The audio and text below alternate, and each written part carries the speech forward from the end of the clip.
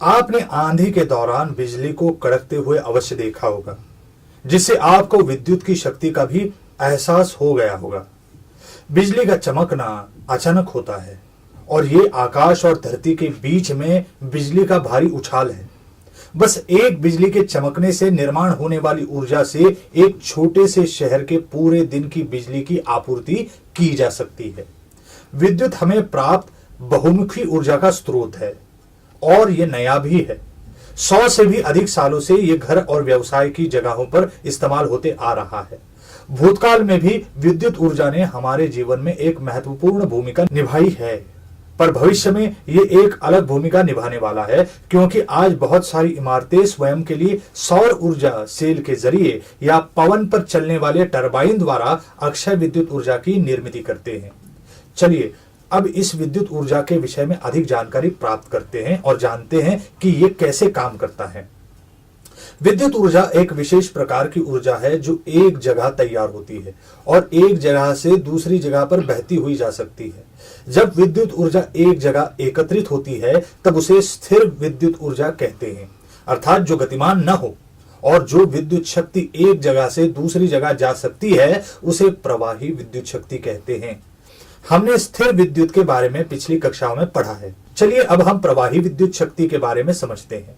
जब इलेक्ट्रॉन गतिमान होते हैं तब वे विद्युत शक्ति को एक जगह से दूसरी जगह पर ले जाते हैं। इसे ही प्रवाही विद्युत ऊर्जा या विद्युत धारा कहा जाता है। बिजली का कड़कना भले वो अधिक समय तक नहीं होता है, फिर भी हम उसे विद्युत प्रवाह के उत्तम उदाहरण के रूप में देख सकते हैं।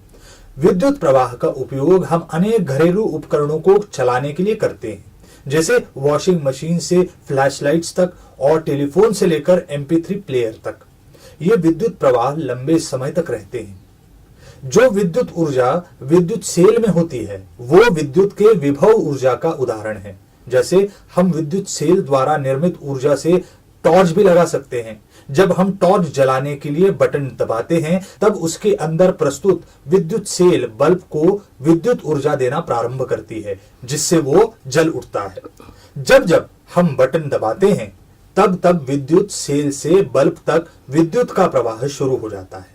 धीरे धीरे विद्युत सेल में संग्रहित ऊर्जा बल्ब द्वारा विद्युत ऊर्जा और ऊष्मा में परिवर्तित होती जाती है। इसी कारण विद्युत सेल के बार बार इस्तेमाल के कारण वो खत्म हो जाती है और काम करना बंद करती है। विद्युत आवेश।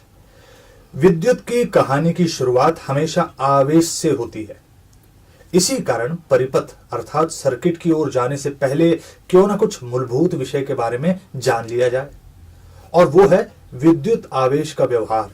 इसके साथ साथ आवेश और विद्युत और चुंबकीय क्षेत्र और ऊर्जा, इन सब के बीच क्या संबंध है ये भी जान लेते हैं।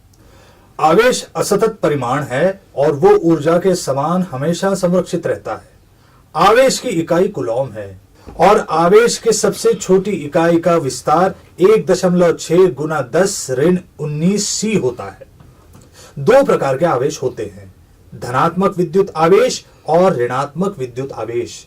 सारे इलेक्ट्रॉन में ऋणात्मक विद्युत आवेश होता है और सारे प्रोटॉन में धनात्मक विद्युत आवेश होता है। वो अणु या परमाणु जिसमें इलेक्ट्रॉन के सम संख्या के घटाने या बढ़ने से समस्त विद्युत आवेश मिलता है, उसमें हमेशा कुछ धनात्मक या कुछ ऋणात्मक पूर्णांक रहता है, जिसे E से गुणा जाता है। सामान्यतः अधिकतर वस्तुओं में समान संख्या में धनात्मक आवेश और ऋणात्मक आवेश रहते हैं। इसी कारण वे विद्युत तटस्थ होते हैं। हालांकि कभी कभी वस्तु को कुछ आवेशित कण जैसे इलेक्ट्रॉन या आयनों के मिलाने से या घटाने से आवेशित किया जा सकता है। जब हम किसी वस्तु को उसमें अधिक मात्रा में इलेक्ट्रॉन जोड़कर ऋणात्मक करते हैं तब वे इलेक्ट्रॉन्स हम किसी ऐसी वस्तु से ले रहे होते हैं जो धनात्मक आवेशित हो जाती है। इस प्रकार कुल आवेश को संरक्षित किया जाता है, उसे सिर्फ एक जगह से दूसरी जगह पहुंचाया जाता है। हम पाइप को उसे बिना छुए या बिना फूंक मारे भी गतिशील कर सकते हैं। इसके लिए हमें किसी आवेशित पाइप को उसके पास रखना होगा। पाइप में प्रस्तुत आवेश एक क्षेत्र के जरिए प्रभाव तैयार करता है। वे एक दूसरे की ओर आकर्षित होते हैं या एक दूसरे से दूर हो जाते हैं। इसी आधार पर अपने आप को संतुलित करते हुए पाइप गतिशील होता है। भौतिकी शास्त्र में क्षेत्र का उपयोग क्रिया, बल या फिर दूरी का वर्णन करने के लिए होता है। धरती के गुरुत्वाकर्षण के कारण हम हमेशा एक प्रकार के बल का अनुभव करते हैं, भले ही हम धरती के साथ साक्षात संपर्क में क्यों न हो। इसी कारण हम हमेशा पृथ्वी के गुरुत्वाकर्षण बल के क्षेत्र में जकड़े रहते हैं। दूरी पर स्थित द्रव्यमान के आपसी आकर्षण के कारण यह संभव हो पाता है। विद्युत आवेश भी दूरी से एक दूसरे को प्रभावित करते हैं, आकर्षित करते हैं या फिर दूर जाते हैं, और ये सब वे विद्युत क्षेत्र के जरिए करते हैं।